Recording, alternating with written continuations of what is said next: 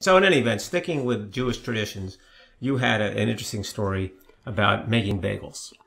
Well, it's just kind of fun. I don't know if it's that fascinating, but of course, if you grow up in the New York area, even if you're not Jewish, you eat bagels, right? And one of the problems for our kids moving out of the area, especially poor Zeke and Noel, is you can't buy bagels in California, and it's ridiculous. It's like you can't. It's also very difficult to buy pizza. Okay, and if you go somewhere that says New York bagels or New York pizza, it's never even close.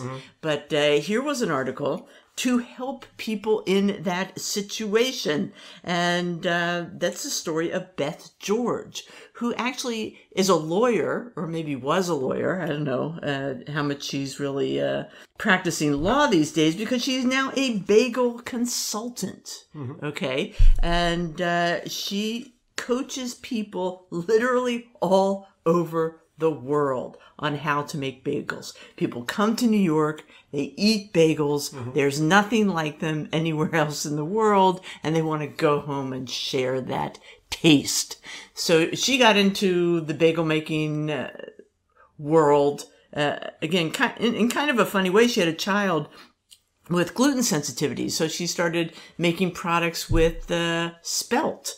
And one thing leads to another. She's looking for a certain kind of machine to, I guess, make spelt bagels or something. And she gets in touch with a veteran bagel machinery salesman, Frank Morrow, who is 81 years old, a cheerfully truculent New Yorker, is the way he's described.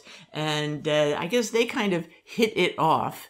And, the rest is history.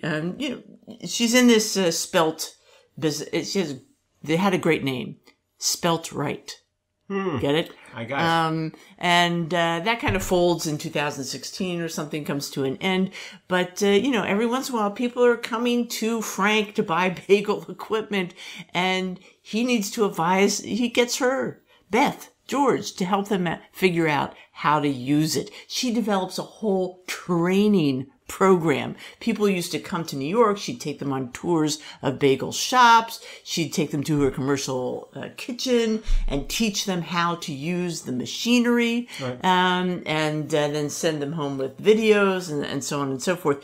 Now, of course, everything has to be remote. It has to be virtual. Okay. But she's still doing it. And she has consulted for stores on every continent. They're highly successful businesses in Scandinavia, in Australia, etc., and so forth. And people will be in dire circumstances. They'll give Beth and Frank a call, and Beth and Frank will figure out what the problem is thousands of miles away. So it's really kind of great. I should say that in case you're interested, because she gets a letter like every day, more than one, about, I just got home from New York, I've got to make bagels.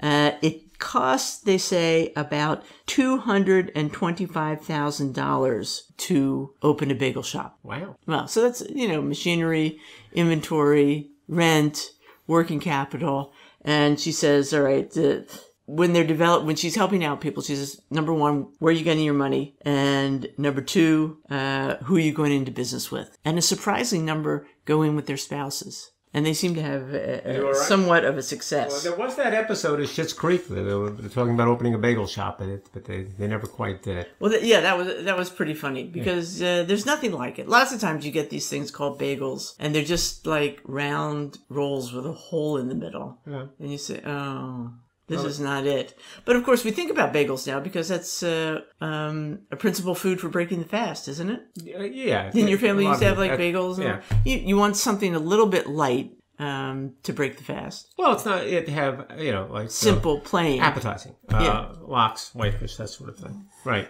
All right. Well, that's interesting. I didn't realize it would cost that much to open a bagel shop, but I'm not opening one. You talked me out of it.